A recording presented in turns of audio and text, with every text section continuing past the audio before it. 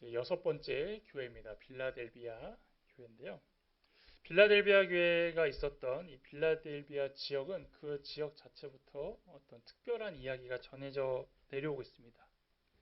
이곳은 주전 2세기에 버가모 왕국이라는 곳이 다스렸습니다. 그러니까 빌라델비아라는 이름이 붙이기 전에 이제 버가모 왕국에 속해 있던 어떤 한 동네인데요. 역사적으로는 이 계시록에 등장하는 7개의 도시 역사 중 가장 짧은 역사를 가지고 있습니다. 자, 그런데 이 당시 버가모 왕국의 왕은 에우메데스 2세였습니다. 이 에우메데스 2세가 주전 172년에 암살당했다라는 소문이 돌고 갑자기 행적이 묘연해졌습니다. 그러니까 왕국에 왕이 없으니까 어땠을까요? 이제 나라적으로도 조금 이제 뒤숭숭하고 특히나 위에서 이제 정치하는 사람들, 밑에 신하들이 이게 어떻게 된 일인가 계속 고민을 하고 이걸 어떻게 수습해야 되나 하는 상황이 있었습니다. 이런 가운데서 이제 신하들이 누구를 왕으로 세우려고 했냐면 이제 그 동생인 아탈루스 왕을 이제 세우는 거죠. 왜냐면 지금 뭐 형이 없으니까 동생이라도 그 왕을 해서 지금 나라가 어떻게든 이끌려 가야 되는데 동생은 전혀 왕을 할 생각이 없었어요. 근데 이제 지금 왕도 없고 그다음에 이제 신하들이 계속 동생이라도 왕이 되셔야 됩니다. 이렇게 얘기를 했다라는 거죠. 그래서 왕이 됐습니다. 근데 신기하게도 얼마 지나지 않아 다시 이 에우메데스 2세가 짠 하고 등장했습니다. 자, 이런 사람이라면 어땠을까요? 동생 입장에서는 좀 당황했겠죠. 형은 자신이 없는 사이에 동생이 왕이 되어 있고 동생은 자의적이 아니지만 왕이 된 상황에서 왕이 됐으니 어쨌든 뭔가 좀 이렇게 불편한 상황이 있게 되었다라는 겁니다. 그런데 이 형제 간에 큰 충돌 없이 다시 어떻게 되냐면 동생이 왕에서 내려오고 형을 다시 왕으로 세웁니다.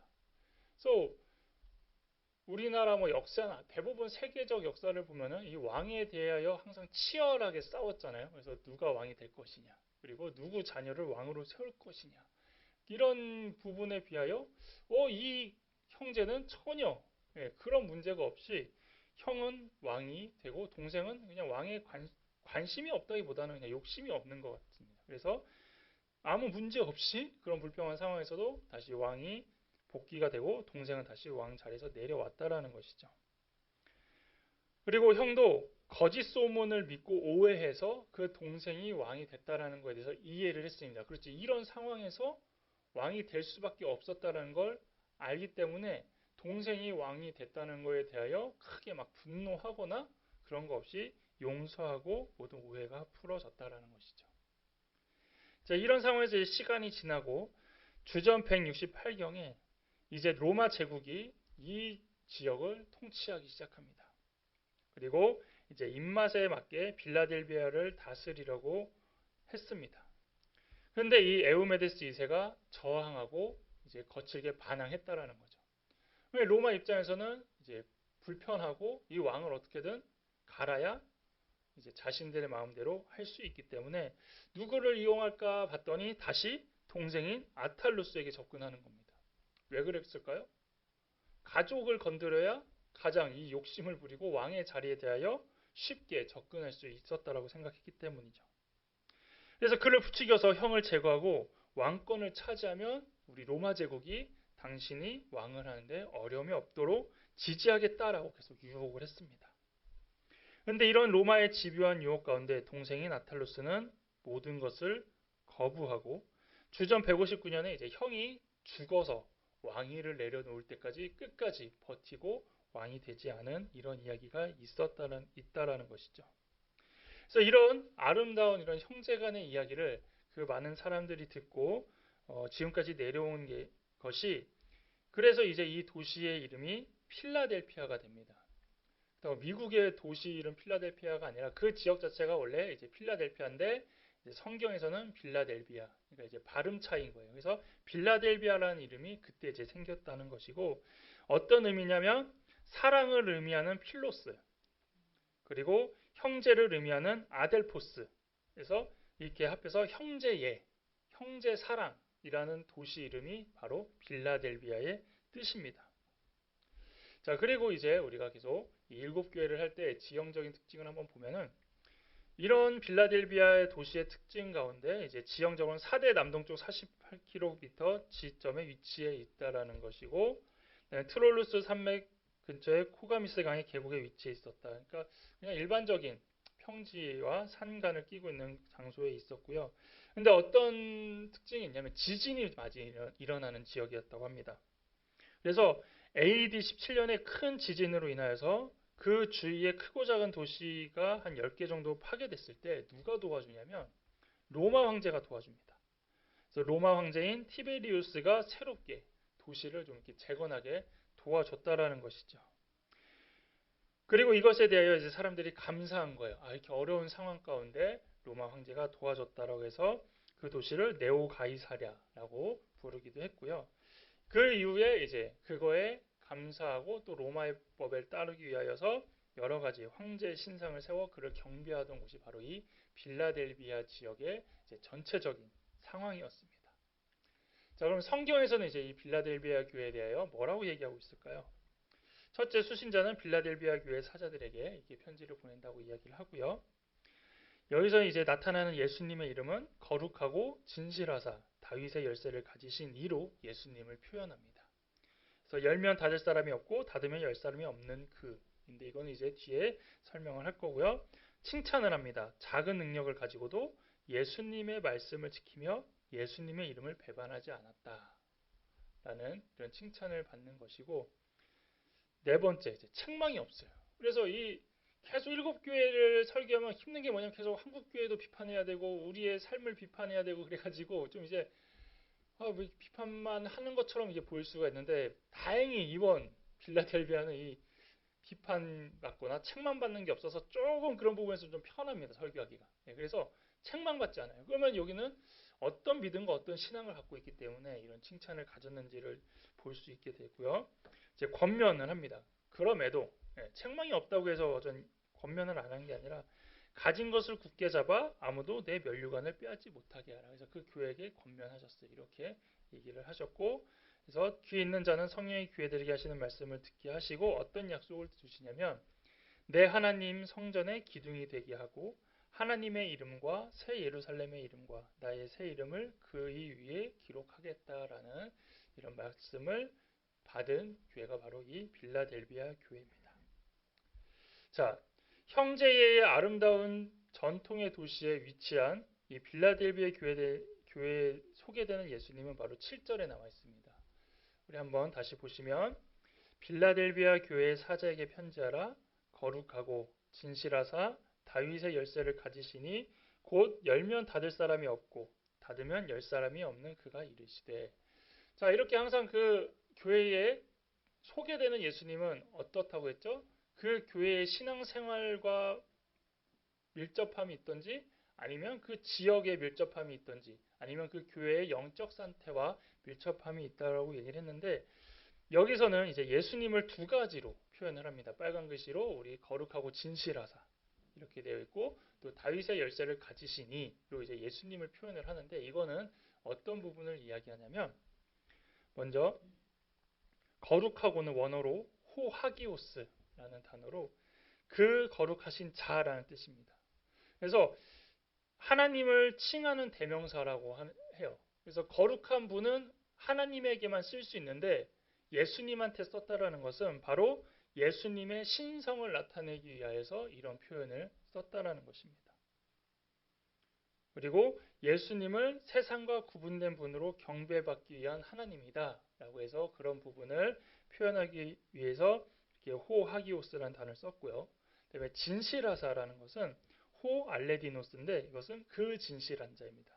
그래서 그 거룩하신 자, 그 진실하신 자가 누구냐면 바로 예수님으로 표현을 하고 있고요. 이것은 어떤 부분이냐면 당시에 로마 제국은 어떤가요? 진실하지 못했다라는 거예요. 그래서 거짓말을 하고 사람들을 어차피 핍박하고 어렵게 하기 위해서 계속 이런 인간적인 거짓말에 대한 부분에 반하여 이제 그와 대조해서 예수님의 성실함을 이렇게 표현하기 위해서 예수님의 이 진실하심을 표현하기 위하여 여기서는 거룩하고 진실하신 분으로 예수님을 소개했고요. 다음으로는 다윗의 열쇠를 가지신 이입니다. 그래서 이것은 어떤 의미냐? 다윗은 왕권을 얘기해요. 왕권. 그리고 열쇠는 주권을 얘기합니다. 그래서 다윗의 열쇠를 가졌다는 건 뭡니까? 왕권과 주권을 다 갖고 있는 분으로 소개를 하고 있다라는 것이죠. 그래서 하나님의 왕국을 주장하는 그런 주권을 가지신 분이다라는 것을 가지고 이 빌라델비아 교회에 예수님을 소개하고 있습니다. 그래서 이것을 이제 조금 압축해서 얘기하면 성부와 성령 하나님과 함께 이 세상을 창조하신 그리스도께서 천지와 만물과 교회와 음부의 권세를 가지고 계시며 종말의 최후의 심판 후에 온전히 구현될 하나님 나라 왕국의 통치권도 갖고 계시고 그 주권에 대해 어떤 피조물도 방해하거나 도전할 수 없다라는 것입니다. 이해가 되시죠? 그래서 모든 어떤 힘과 권력에 대한 부분도 있고 이게 또 지상뿐만 아니라 하늘나라에 있는 그 부분까지도 다 포함하고 있다라는 것이죠. 이런 분이 누구다? 바로 예수님이고 그런 분이 이제 말씀하신다라고 이야기하는 것입니다. 그리고 여기서 갖고 있는 이 열쇠는 앞에서도 말한 왕권과 주권일 수도 있는데 이 열쇠를 천국 열쇠로 보시면 되는 거예요. 다윗의 열쇠는 또 이제 천국 열쇠와 같은 건데 천국 열쇠를 들어보셨죠? 여러분 마태복음 16장 19절에 나오는데요. 어디서 나오냐? 베드로가 신앙 고백했을 때 나와요. 베드로가 신앙 고백을 하죠. 주는 그리스도시요 살아계신 하나님의 아들이십니다. 하니까 예수님이 그래 어떻게 해서 너가 천국 열쇠를 갖게 된다 해서 베드로가 이제 그때부터 예수님의 어떠한 열쇠를 받은 1대 그 사도가 되는 것처럼 이렇게 나온 것처럼 이 열쇠는 땅에서 메고 푸는 것이 하늘에서도 그대로 시행되는 그런 권세를 의미하고 있습니다. 그런데 이것이 빌라델비아 교회에게는 되게 큰 의미가 있다라는 것이죠. 왜 빌라델비아 교회에 이렇게 예수님이 소개됐을까? 그것은 빌라델비아 성도들은 어떤 사람들이냐면 유대인들에 의하여 회당에서는 쫓겨났지만 그리스도는 이들을 위하여 천국문을 활짝 열어두었다라는 의미를 갖고 있습니다. 그래서 이 문은 어떤 문이냐? 그 누구도 열고 닫을 수 없고 오직 예수님만 열고 닫을 수 있는 것인데 이것은 예수님을 구주로 믿는 누구나 그 문으로 들어갈 수 있다라는 것입니다. 자, 그렇다면 이 문은 어떤 문일까요? 8절에 나옵니다. 볼지어다 내가 내 앞에 열린 문을 두었으되 능히 닫을 사람이 없으리라. 내가 내 행위를 아노니 내가 작은 능력을 가지고서도 내 말을 지키며 내 이름을 배반하지 아니하였도다. 이 열쇠와 이제 문하고 이제 연결이 되는 것인데 여기서 눈여겨봐야 될 것은 바로 열린 문입니다. 열린 문. 열린 문이 도대체 뭘까요? 닫힌 문은 뭐 못 들어가는 거면 열린 문은 이제 열려 있는 것인데 그럼 여기에 뭐가 있길래 열린 문이라고 표현을 했을까요? 이것을 이제 구원의 문이라고 해석하는 사람도 있다라고 합니다. 왜냐하면 그렇게도 문맥상으로 아무 문제가 없고 그럴 수 있겠다라고 생각할 수 있다라는 것이죠. 그런데 이 열린 문은 구원의 문보다도 조금 더 크게 봐서 어떤 가능성으로 바라볼 수 있다라는 겁니다. 또한 어떤 선택의 문으로 볼 수 있는 것인데 마태복음 7장 13절 14절에는 어떤 이야기가 나오냐면 이것도 우리가 잘 알고 있듯이 넓은 문과 좁은 문이 나옵니다. 그래서 넓은 길 좁은 길 여러분 아시죠? 그래서 우리는 어느 문으로 가야 됩니까? 좁은 문으로 가야 돼요. 네, 그렇죠? 많이 들었죠? 그래서 좁은 길은 협착하고 힘들고 넓은 문은 사람도 많고 편하다고 했는데 좁은 문은 협착하지만 생명으로 인도하고 넓은 문은 크고 길이 넓어 들어가는 자가 많다고 합니다. 이것을 이제 영어로 보면 I have placed before you an open door that no one can shut 입니다. 그래서 이것을 왜 영어로 굳이 했냐? 저도 영어 읽는 거 되게 약한데 굳이 했냐 하면 시제를 봐야 됩니다. 저 빨간색으로 표시된 부분. 여러분 많이 배웠던 have pp입니다. have pp가 무슨 형이죠? 저 써놓은 걸로 알고 있는데 현재 완료형입니다. 예. 현재 완료형은 무슨 얘기냐면 과거로부터 지금까지 이어져 내려오는 그런 상황. 그래서 열린 문은 이제 이 부분에 대하여 얘기하고 있다라는 거죠. 그래서 예전부터 열려 있는, 즉 이거를 예전부터 가능성이 있는 그런 문으로 이해하면 된다라는 겁니다. 그래서 이것을 이제 조금 정리하면 이 문은 누가 열었냐면 하나님이 열어주신 겁니다. 예수님이 열어주셨다라는 거죠. 그리고 이 문은 구원을 이루게 하는 문입니다. 그래서 구원은 모든 이에게 열려있는 가능성이라는 것을 이제 열린 문으로 표현했다라는 것입니다. 그러면 그 열린 문에 들어가는 것은 누가 결정하는 걸까요? 그 열린 문에 들어가는 건 누가 결정할까요? 우리가 한다라는 거죠.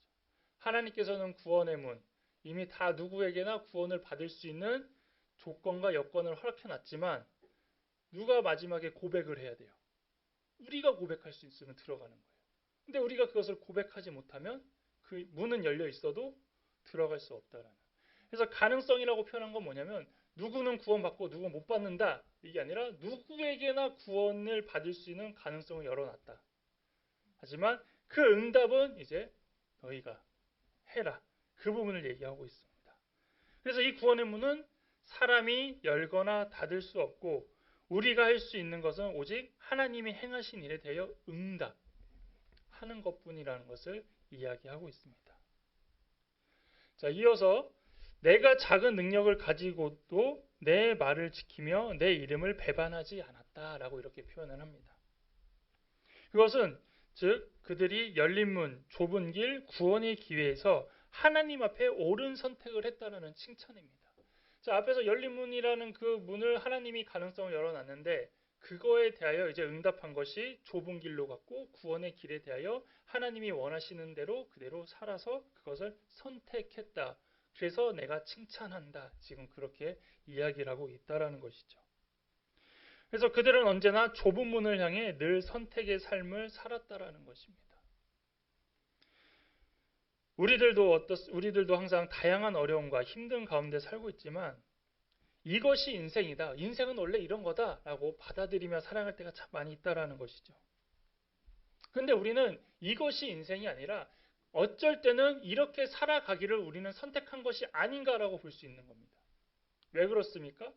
좁은 문과 넓은 문을 분명히 성경에서 말씀하셨고 좁은 문으로 가는 삶이 어땠다고 예수님께서 말씀하셨어요? 쉽지 않을 거야. 어려울 거야. 사람들이 많이 없어. 피하는 길이야. 결코 거기는 평탄한 길이 아니야. 분명히 예수님이 말씀하셨고 그거에 대하여 우린 순종하고 응답해서 그 길을 걷는 거 아닙니까?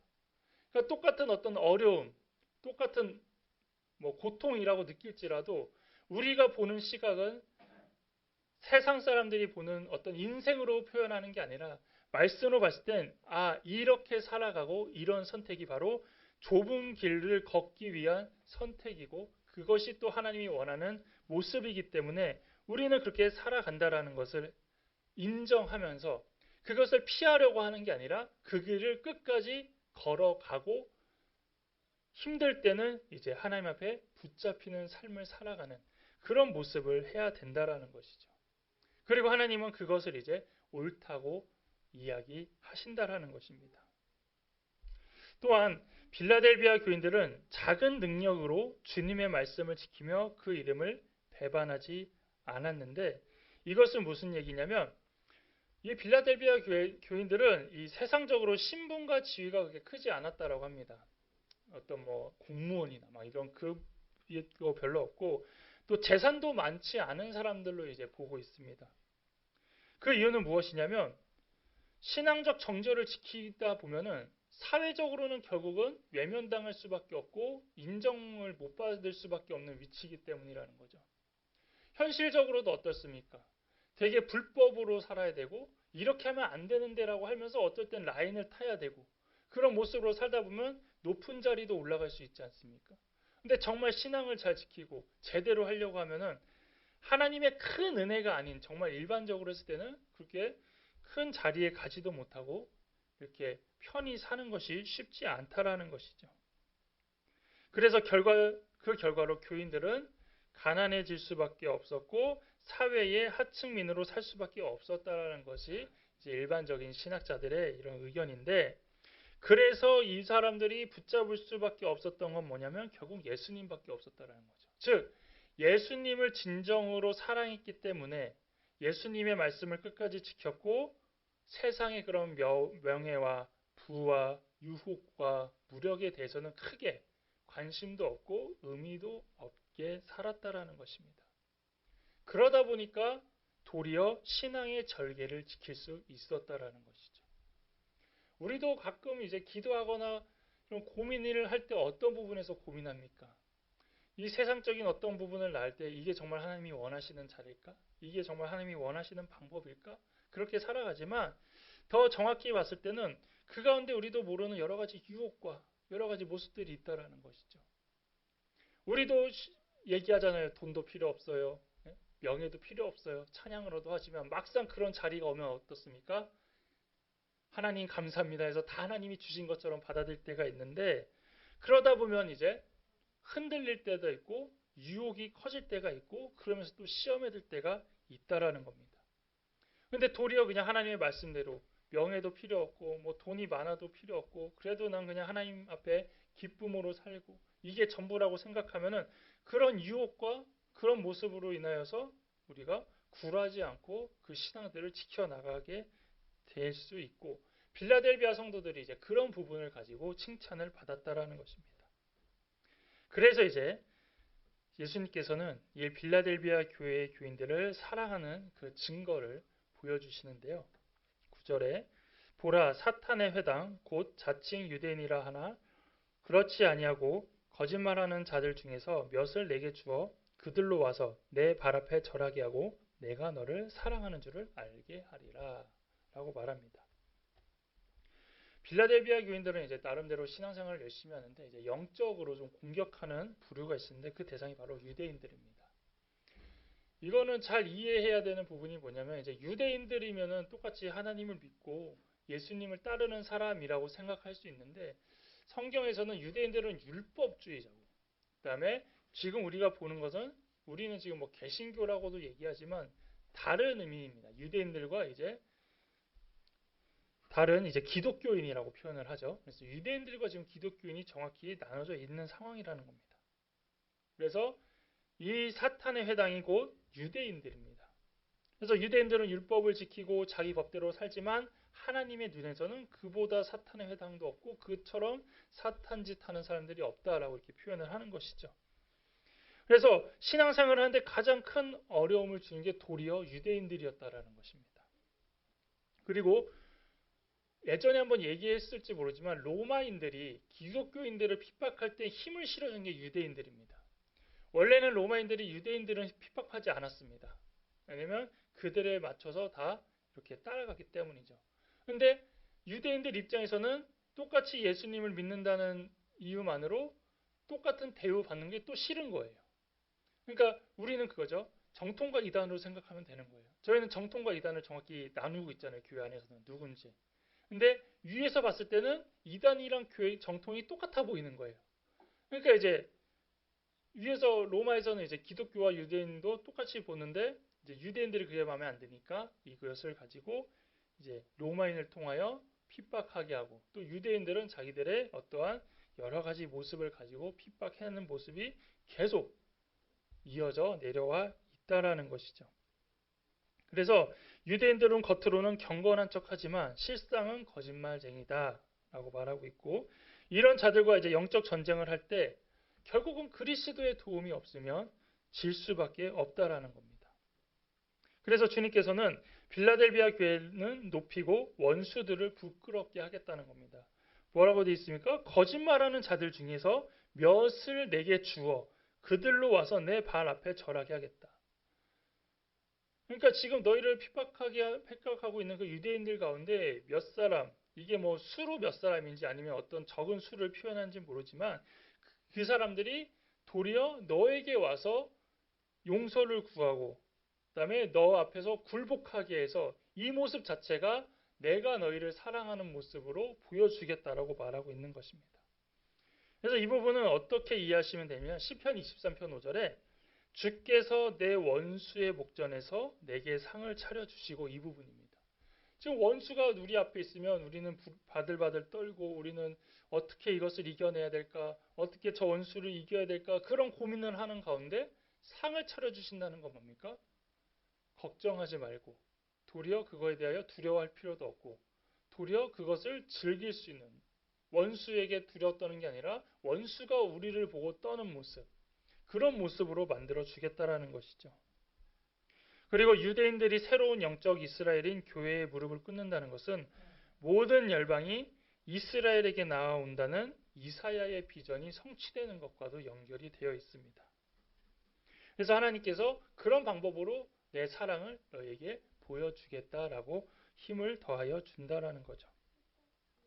이어서 또 어떤 모습을 칭찬하시냐면, 빌라델비아 교회는 인내의 말씀을 지켰다고 칭찬하십니다. 10절에 내가 나의 인내의 말씀을 지켰은즉 내가 또한 너희를 지켜 시험의 때를 면하게 하리니 이는 장차 온 세상에 임하여 땅에 거하는 자들을 시험할 때라. 여기서 나의 인내의 말씀이 무엇일까요?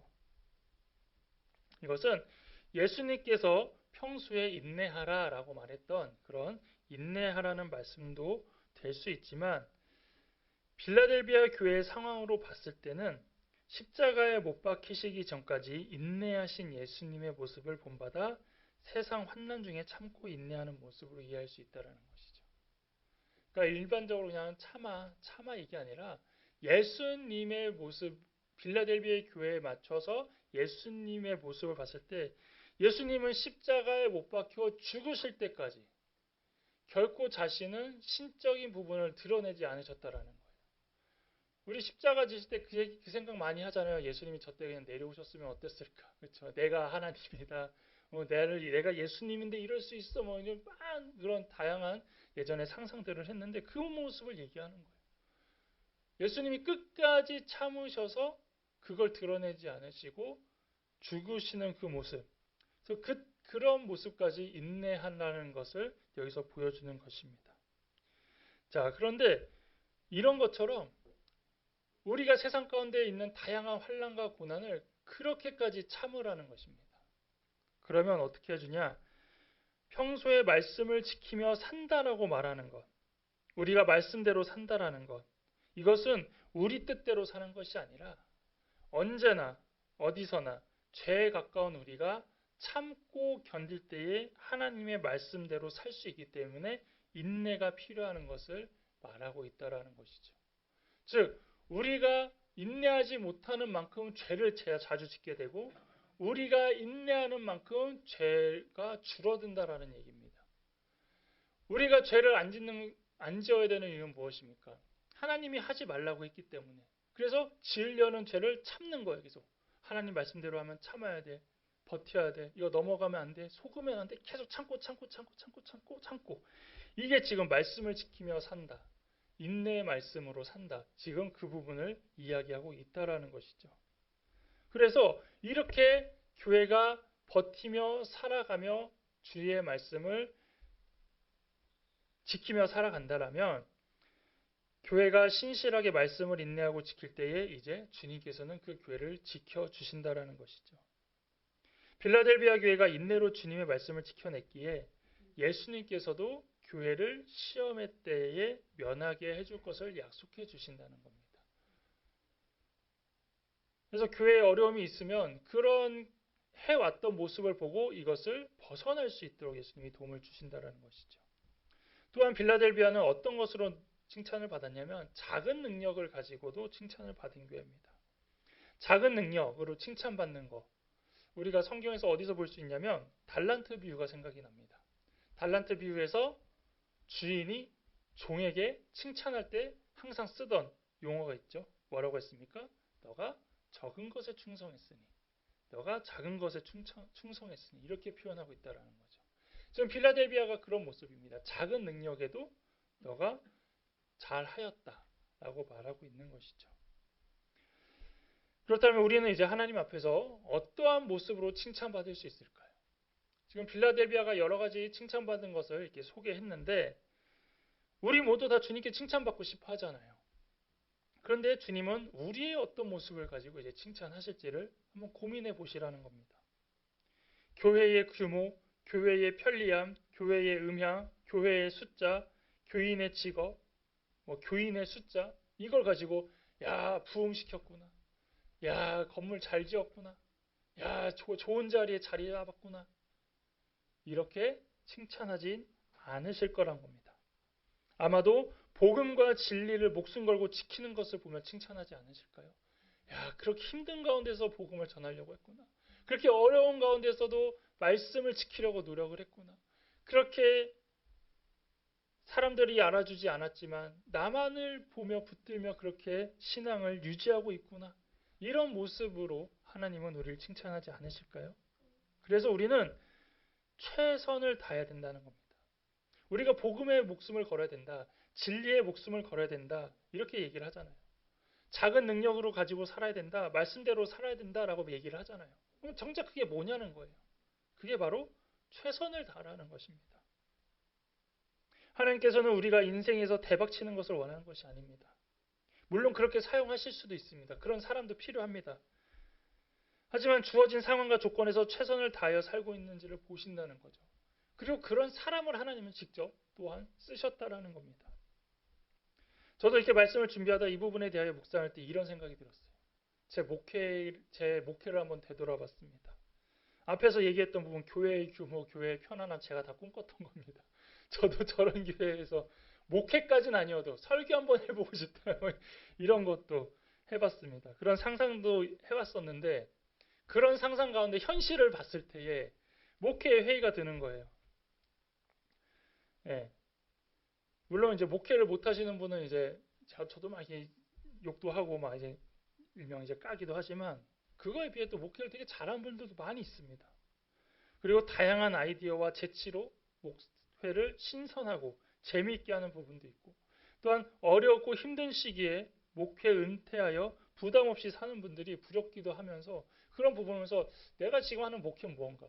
나는 왜 목사를 하고 있는가? 과연 하나님은 왜 나를 이렇게 사용하시는가? 좀 다른 목회처럼 좀 사용 좀 하시지. 이런 생각을 해 봤습니다. 그런데 결론은 어떻게 끝나냐면 최선을 다하면 이런 생각을 할 필요가 없다라는 거예요. 그러니까 최선을 다했다면 이런 생각은 잘못됐다라는 거죠. 왜냐하면 제가 지금 설교를 하고 있잖아요. 주일날도 설교하잖아요. 근데 제가 설교하는 건 뭡니까? 여러분 좋으라고 듣기 좋은 설교가 아니라는 거예요. 가끔 이제 브리핑이 이해가 됐습니까? 은혜가 됩니까? 이제 제 아내한테 맨날 이렇게 물어보고 조회수 얼마 나왔냐 이러는데 설교는 그런 게 아니잖아요. 조회수 올리려고 설교하는 것도 아니고 또 일명 좀 이제 사꾼 목사처럼 헌금 좀 내 설교 들어서 헌금 내라고 하려고 하는 설교도 아니고 그렇다고 또 이 설교를 통해서 막 교인 수가 막 늘어나는 것도 아니고 그런데 왜 이걸 하느냐? 하나님 말씀대로 최선을 다하는 모습이 이거기 때문이다라는 거죠. 제가 예전에 우스갯소리로 그거 했어요. 누구를 위하여 설교를 준비하는 이렇게 그런 표현도 했는데 하나님 앞에서 최선을 다하기 위하여 한다라는 거죠. 제가 설교하는 것은 이게 하나님을 위해 제가 최선을 다하는 것. 설교를 준비하는 것도 그 모습 자체가 하나님을 위해 최선을 다하는 모습이기 때문에 한다고 했을 때 그러면 그걸로 끝인 거예요. 거기에 막 더 살을 붙여서 그렇게 설교를 할 필요도 없고 교회가 부흥되든 건물이 좋아지든 이거는 부수적인 거라는 거죠. 그냥 내가 최선을 다했다고 하면은 그런 결과에 대한 시선을 보는 게 아니라 정말 내가 하나님 앞에 최선을 다했는지 다시 물어볼 수 있고 다시 하나님 앞에 나아갈 수 있다라는 것. 그래서 목회는 나의 성공과 이익을 위하여 하는 게 아니라 하나님께서 주신 사명이기에 최선을 다하면 된다라는 그거 하나 가지고 살아감을 알 수 있었습니다. 그렇다면 여러분도 정말로 하나님을 위해 무엇을 하고 있냐는 겁니다. 목회자가 아니어도 특별한 사명을 받지 않았어도 하나님의 자녀로서 예수님의 자녀로서 성령님의 이끄심대로 최선을 다해서 하루하루 살아가신다라면 오늘 빌라델비아 교회처럼 칭찬받고 약속받을 수 있는 것입니다. 빌라델비아 교회가 받은 칭찬이 여러분을 위한 칭찬임을 기억하십시오. 그리해서 주님 오실 때까지 겸손하고 충성함으로 구원을 지키는 성도들 되시기를 주님의 이름으로 축복합니다.